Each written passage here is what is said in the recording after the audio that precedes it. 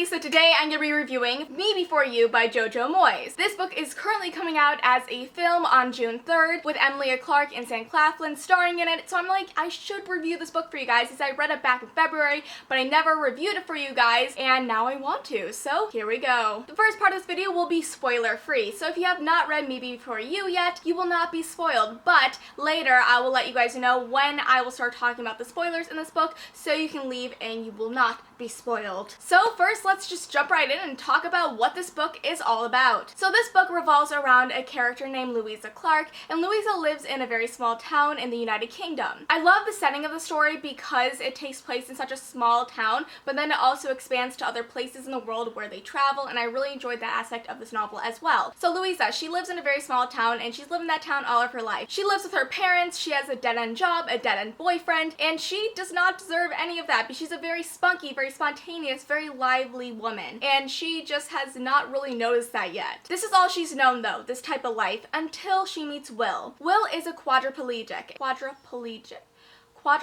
I can never say that word. It's one of the words I can never say, and it bugs me so much. So yeah, I'm so sorry guys. I tried to pronounce it. My dad says it and then I try to pronounce it back and it doesn't work. Quadriplegic. Anyways, we're just gonna move on. Ignore my bad pronunciations. I apologize. But yes, so Will, he's paralyzed from the neck down, and he really does not love life. He really does not. And it's really sad seeing him struggle in life because his parents, they're taking care of him, but he used to be a very independent man. He used to travel the world for his job. He used to, like, you know, skydive and cliff dive and do all this very crazy stuff. And then being paralyzed from an accident when he was crossing the street does not really bid well with him, if you can imagine. So that's why his parents hire Louisa to be his caretaker, because she's looking for a job, and this is the job that popped up, and she's like, I have no clue how to take care of a paralyzed man at all. I don't know what to do, but the only thing that she really needs to do with him is keep him company and show him how amazing life can be even though your circumstances are not ideal. So that's really what this book is about, so let's just jump right in and discuss it. So one of my favorite parts of this book was the relationship between Louisa and Will, and not because it was romantic, it was actually hardly romantic. I went into this book expecting it to be very lovey-dovey. I don't know why I thought that, just because it had a romantic feel to it, like the book cover seemed that way, the description kind of seemed that way, but actually it really wasn't a romance novel. It did have romantic aspects to it, but ultimately it is a story about two individuals who are from totally different worlds coming together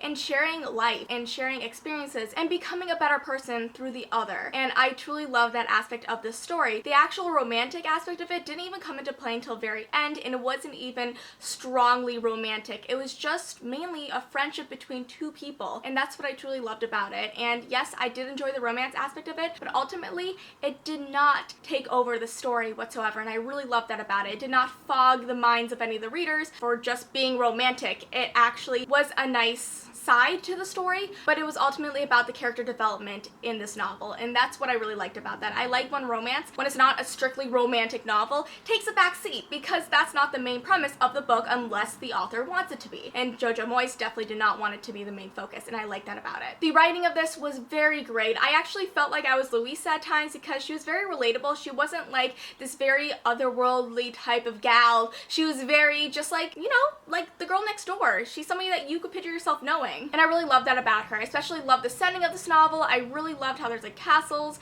and how there's like, you know, the farmland and the small town. I really love UK, small town UK. Oh, something got in my eye. Because that honestly is where I want to live, because I love the United Kingdom, so I really love the setting of this. And I really also liked Will's character as a whole. I liked his struggle with life, because he truly hates how he's living life now, and he does not want to live it anymore. And that was the main also premise of this book, about how do you live life when you're sorely disappointed in how you're living it, because he does not want to be taken care of by others. He does not want to be a pain and a burden on others either, and he just hates life now, and it's really sad seeing that, but it's also happy seeing the way that Louisa kind of actually transforms his life in a sense, and he transforms hers. So yes, I truly love this novel. I highly recommend it. I think that is an amazing story about how two people can grow from each other, and it does explain some really difficult circumstances that people go through in our time, and it's just not very talked about because it's not a very widely practiced thing. And I don't want to get into too much detail about it. I will do that later in my spoiler section, but they did bring up a very controversial practice that is practiced in our society today,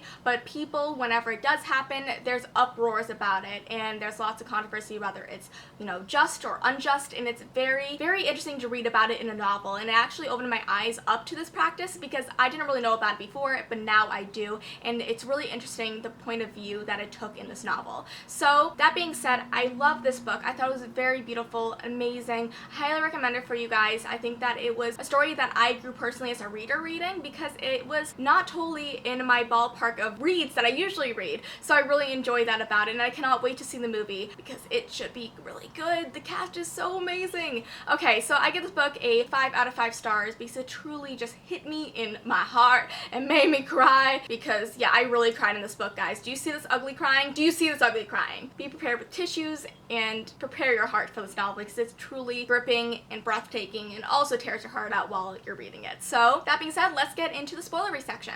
Okay, so I'm just gonna be doing a quick spoilery section. There's just some plot points I want to talk about before I end this video. First of all, look guys, I have Bumblebee socks. And now I really want Bumblebee tights because of this novel. Like, no joke, I have been inspired by Louisa's fashion and I really want to get into that. But yeah, so I love Louisa's fashion, first of all. She's so like just spunky and I love it. But let's first talk about assisted suicide. I don't want to get into too much detail about it because I don't want any controversial subjects being spewed down below and lots of hate or whatnot. But I did want to talk about how it was really brought out in an interesting light, because usually where we hear about, you know, assisted suicide is on the news, and when people are like, you know, this is so unjust, or some people say like, no, it's pitiful, it's like how life is, and if somebody isn't happy with their life, they should, you know, choose to live it or not. I don't know. It's a really difficult subject to talk about, and I don't feel like I know enough about it to really have a stance on it, so that's not really what I'm going to talk about, whether it's right or not at all. I'm talking about how it was portrayed in the novel. I thought it was portrayed very well in the novel because you got to know the character and know their motives, and even though it was so sad, like I think that it is even more sad than if he just like, you know, died on his own behalf. It's even more sad because he chose to take his life in the end of the story, and it really hurt Louisa and it hurt his family, but they understood why he did it, and I just thought it was really sad, but also it was a very motivational factor to Louisa to live her life because she has been inspired to live a grand life because of Will, and not even grand, just a very, you know, adventurous life because she deserves that adventure even if he is not there with her. And I thought that was a beautiful point of this, that, you know, just because it doesn't end happily does not mean it does not have a good point in it. The point of this, and I think the reason that Will died, was not because he died and then it's sad. I think it was to show that life's really short and you don't know what's gonna happen the next day. You don't know what's gonna happen even an hour from now. So you should live it to the extent you deserve to live your life. I think that's really the message of this, and I think Louisa really took it to heart and used his advice and used his words of wisdom to live her life to the extent that she deserves, and she deserves such an amazing life. And I really want to read the next book, because the next book, which is called After You, even though I'm really not happy that the name of the book, After You, is on the cover of this book, a novel by the author of After You. I wonder what's gonna happen at the end of this book. I actually was hoping that at the end of this book, you know, he would live just to be like, ha, you guys thought I would die, but I lived. But no.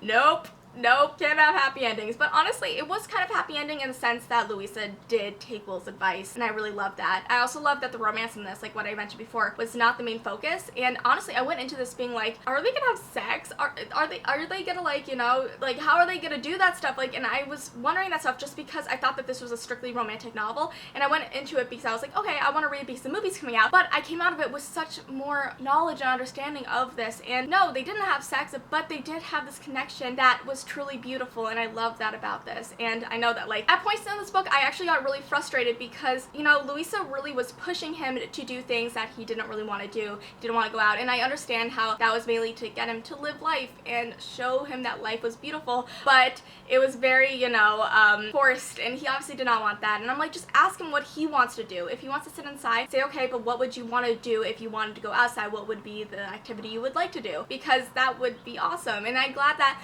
you know, at least their concert turned out pretty well, like how they went to that concert, but the, like, racetrack one, or was it golfing or racetrack, did not turn out good at all, and I felt so bad. I was just reading it, and you got, like, secondhand embarrassment because you're like, oh, this sucks.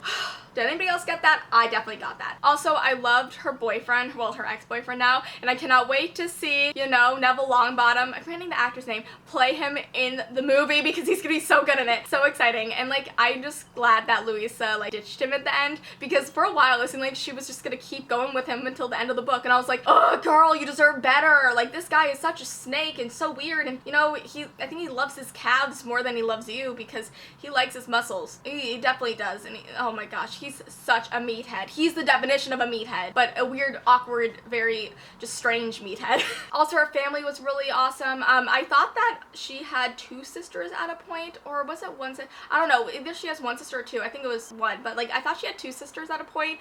It wasn't. She had 1 sister. That was awkward, but whatever.